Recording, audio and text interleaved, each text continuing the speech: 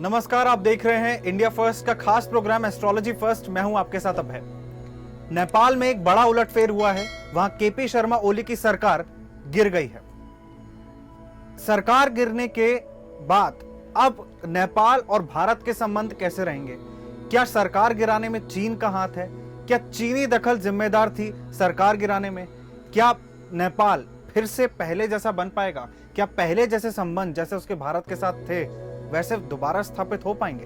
तमाम सवालों के जवाब जानेंगे। मेरे साथ हैं आचार्य राजेश।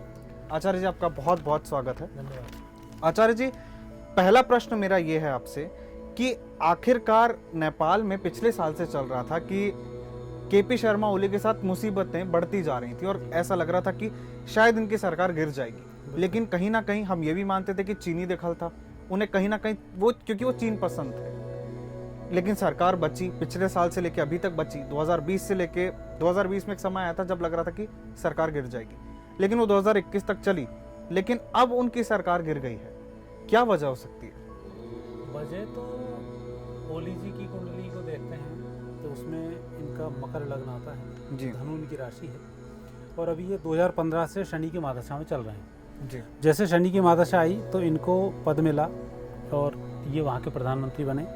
और अभी 2021 में अभी जो समय चल रहा है, शनि में बुध की अंतर्दशा चल रही है जी। मई 2021 तक, 4 मई 2021। तो स्थिति यही बनी कि ये जब बुध का जब समय इसका आया तो बुध के समय आते आते इनकी सरकार चली गई, क्योंकि अभी केतु की महादशा में गुजर रहे हैं तो बहुत अच्छी स्थिति में नहीं है। तो पहला तो यह है कि ओली जी की जो कुंडली है उस कुंडली में ही ऐसा योग था कि सरकार आगे नहीं चला पाएंगे। जी। अब दूसरी बात करते हैं चीन और ओली जी के जो संबंध हैं उनके ऊपर। तो ये तो पक्का है कि नेपाल जिस तरह से तरक्की करता था, जिस तरह से उसका इनकम थी या और जो सोर्सेज थे, उस पर चीन की निगाह बहुत पहले से बनी हुई थी। राज परिवार के नाश होने में, उनकी हत्याएं होने में चीन का सीधा सीधा हाथ सब प्रूफ हुआ है। और उसके बाद फिर कम्युनिस्टों का शासन वहाँ पर आया है। जैसा कि चीन अपना जब प्रभाव होता है वो कम्युनिस्टों को बढ़ाना शुरू कर देता है। और चीन और रूस की विशेषता रही है कि दूसरे देशों में सबसे धर्मनिरपेक्ष शासन लगवाना इनकी आदत होती है। जैसे हिंदू राष्ट्र था तो हिंदू राष्ट्र को इन्होंने हटाकर धर्मनिरपेक्ष राष्ट्र बना दिया, सेकुलर बना दिया। सेकुलर बनाने में इनको ये होता है कि दूसरी जातियाँ जो अपराधी तत्व उनको बढ़ाने में फ़ायदा मिलता है और उसके थ्रू ये कब्जा करना शुरू कर देते हैं। तो वहाँ जो स्थिति अब बनी, उस स्थिति में केपी ओली हो चाहे कोई व्यक्ति हो, राष्ट्र के ऊपर जब तीसरा व्यक्ति आपको सपोर्ट करता है तब तक तो आप उसको सपोर्ट करते हो, लेकिन जब राष्ट्र पे ही बात आ जाती है तब कहीं ना कहीं जमीर जाग जाता है। तो ऐसे में व्यक्ति फिर उनका साथ देना बंद कर देता है।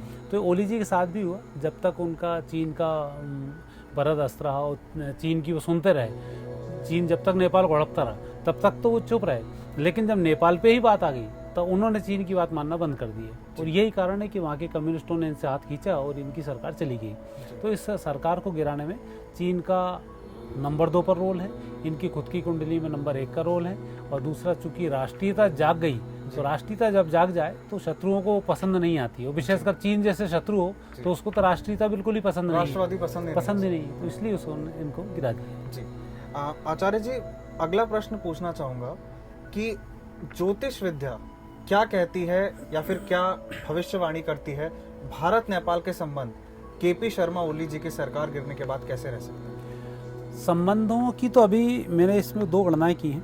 एक तो जब से नेपाल सेकुलर बना है 28 मई 2008, उसके अनुसार अभी गुरु की महादशा में चल रहा है जनवरी 2015 से जनवरी 2031 तक। तो यही स्थिति इसकी बनी कि गुरु की महादशा और गुरु पंचम भाव में हो तो तरक्की नहीं करने देता है। तो 2015 से 2031 तक नेपाल बहुत अच्छी तरक्की नहीं कर पाएगा। तो लगातार यहाँ के जो राजा बनेंगे वो कहीं ना कहीं किसी दूसरे प्रभाव या सीधा सीधा कहें तो चीन के ही प्रभाव में रहेंगे। और चीन के प्रभाव में यदि कोई व्यक्ति है तो चीन कभी नहीं चाहता कि दूसरे देशों से संबंध आप सुधार के रखें। वो हमेशा अपने लिए ही काम कराना चाहता है। ये एक उसकी प्लानिंग का हिस्सा होती है, क्योंकि राजनीति में ज्योतिष, प्लानिंग, कर्म, जनता, इन सब का एक मिला जुला स्वरूप आता है। तो उस स्वरूप के अंतर्गत चीन के अंतर्गत रहकर नेपाल कार्य करेगा।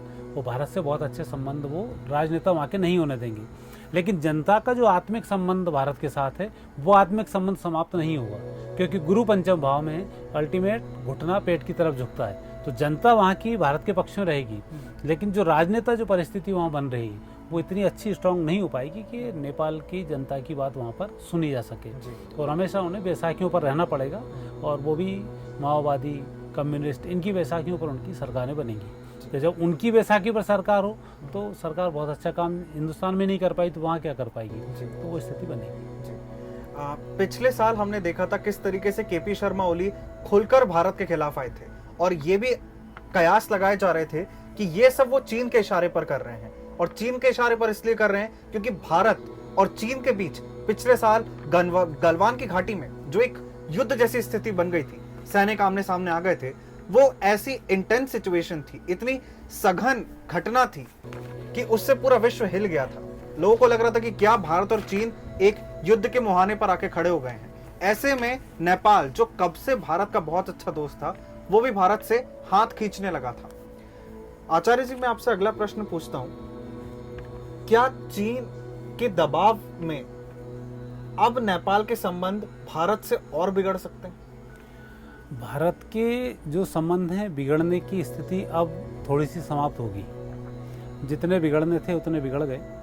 ये जरूर है कि उतने अच्छे संबंध भी नहीं रहेंगे जितने कि पहले हुआ करते थे, क्योंकि अब की कंडीशन अब धीमे धीमे ऐसी बनने वाली है 2 साल के अंदर में कि चीन खुद ही निस्तेनाबूद होने लगेगा। और जब लगता है कि हमारा दोस्त तो खुद फंस चुका है और जो हमें दबाव भी बनाता है, तो एक ऐसा छल छिद्र वाला दोस्त जो दबाव से हमसे काम कराता हो, और जब वो फंसता है तब व्यक्ति तत्काल पलटी लेता है।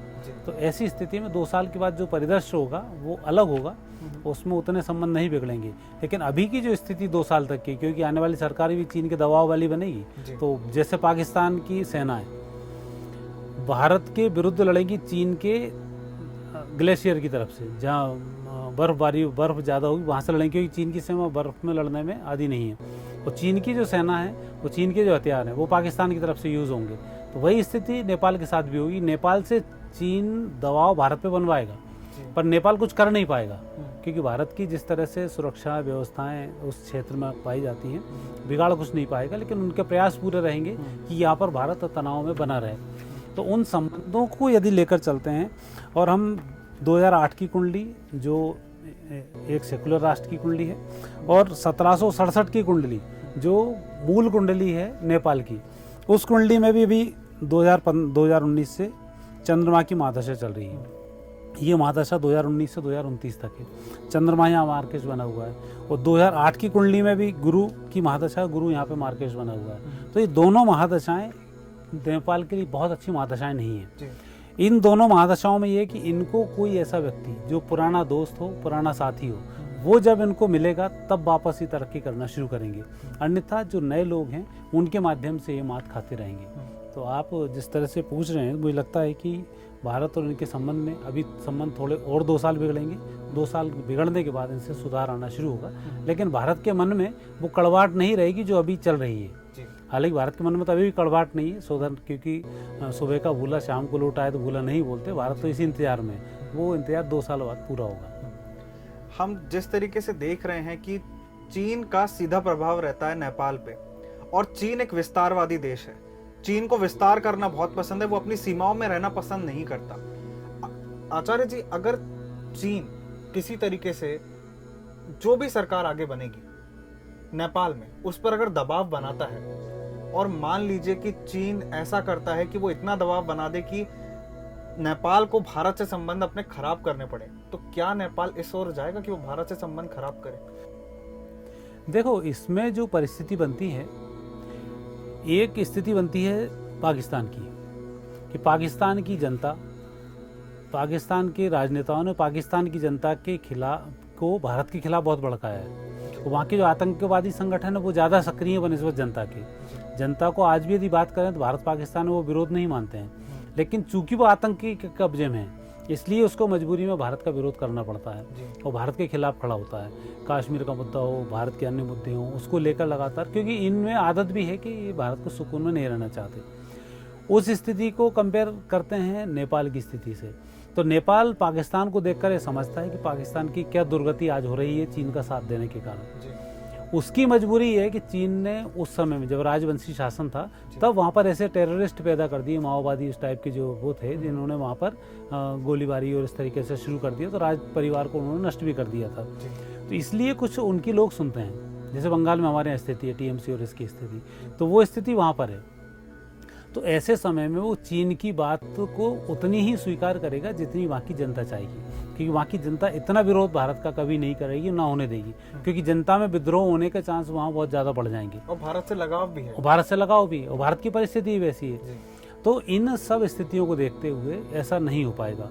चूँकि व्यापारिक देश है चीन व्यापारिक देश हमेशा चाहता है कि पड़ोसियों से उसके संबंध बिगड़े रहें तो हमारे व्यापार बढ़े, क्योंकि आज पूरी दुनिया में भारत मेडिकल के रूप में इतना तेजी से उभर के सामने आया है कि लोग उसको पचा नहीं पा रहे हैं। इसलिए चीन पूरे मीडिया को खरीद कर भारत की दवाओं के खिलाफ लगा हुआ है। रोज खबर आती है यहाँ पे नकली दवाएं बन रही, वहाँ पे नकली बन रही, ताकि विदेश में संकेत जाए कि भारत में नकली दवाएं बनती हैं। भारत ने जैसे ही वैक्सीन तैयार की पूरी दुनिया में, तो पूरी दुनिया की निगाह भारत की तरफ आई। वो इतने सारे देशों को उसने फ्री भी दी और सबको लाभ हुआ, तो भारत को उससे बहुत ज़्यादा लाभ भी मिला।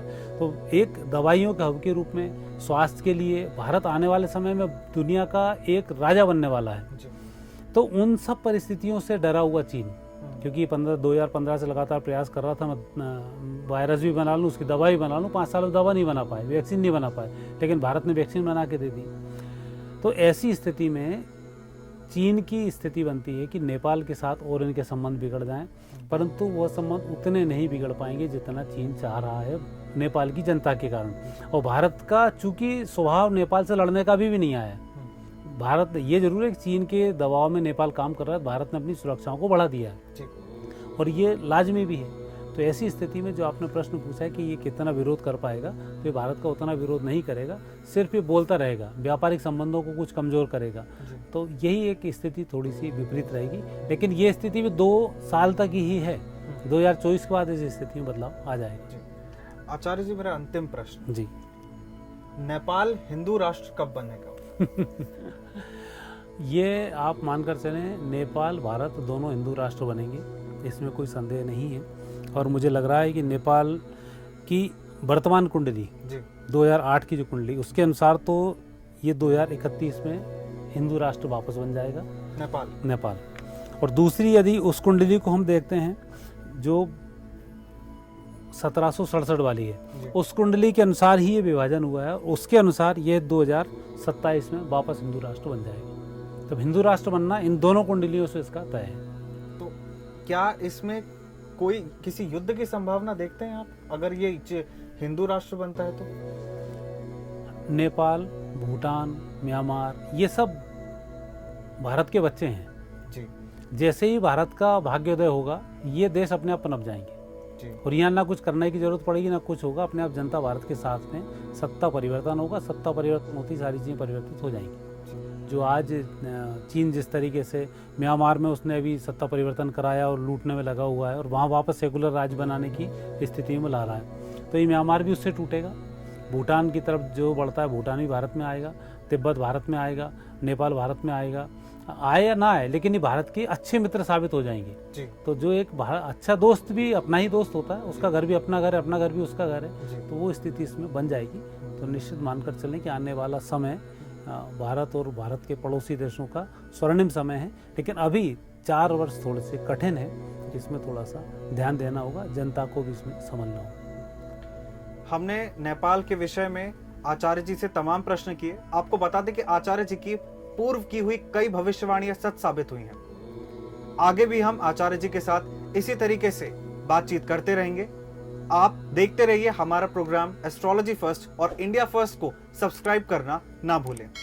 नमस्कार।